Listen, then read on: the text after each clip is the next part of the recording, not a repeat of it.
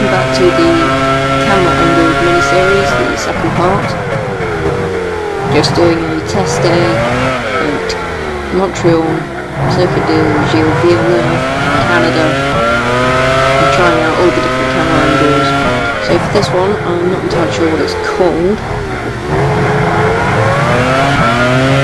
but yeah, it's pretty good for seeing where the front of the car is, where the front wheels are, but the rest of the car you don't have a clue where that is, and if there's any cars behind you, you have to tell where they are because of the sound, which isn't most accurate. Just press the run button and change camera.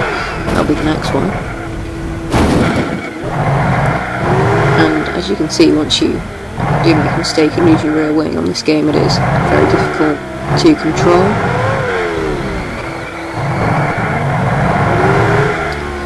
So that isn't great, but I think most of this is down to a mistake from me rather than anything else. I'll give it 6 out of 10.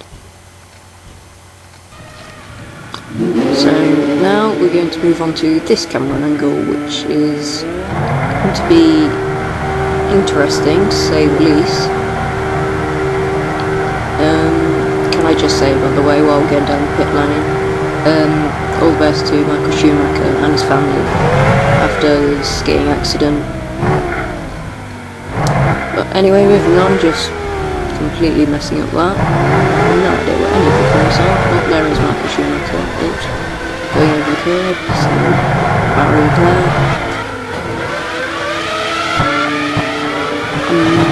May have hit something like that barrier. So I have lost my front wing here, and it is quite difficult. So, because basically you have no idea where the front of the car is, you have no idea where the track's going, you have no idea, you just can't see a thing.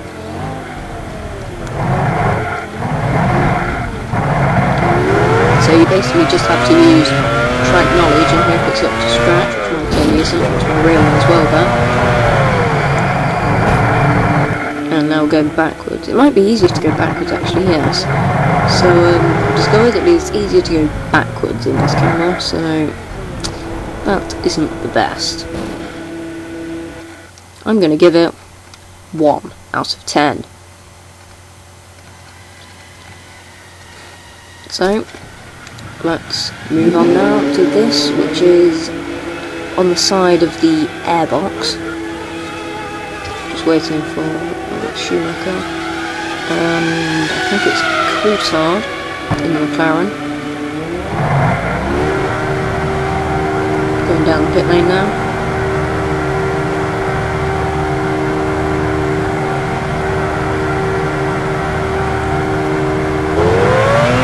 And so we're at the pits.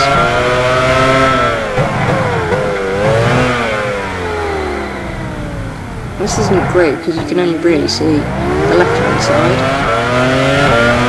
It is, however, a lot better than the rear facing camera we just looked at.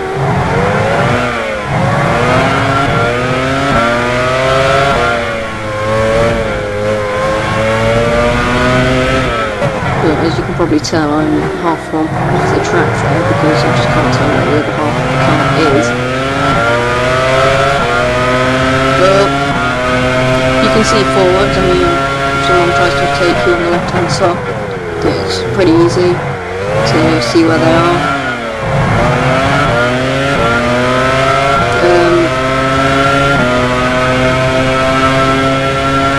It's quite funny watching the guys head move as well. There's another one of these that's on the right hand side, so it's pretty much exactly the same. In fact, it is exactly the same, but just on the other side. Yeah, it's alright this, you can't really see where you're going, but it's not brilliant.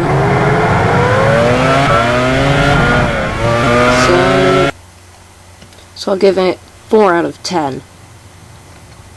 Moving on to this, which is pretty much the same, but it's on the front wing. It's quite interesting the detail it's gone into. So you look on the inside of the end plate with the carbon pattern, carbon fibre. Anyway, moving on.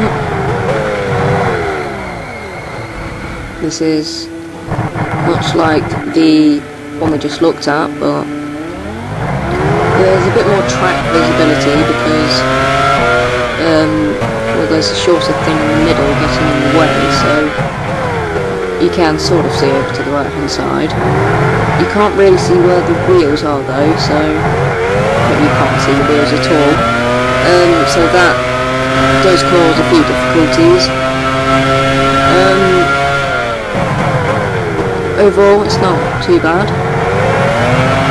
You can't, it doesn't show the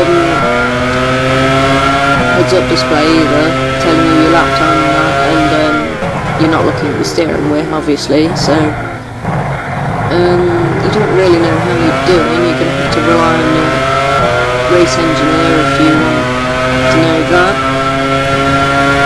So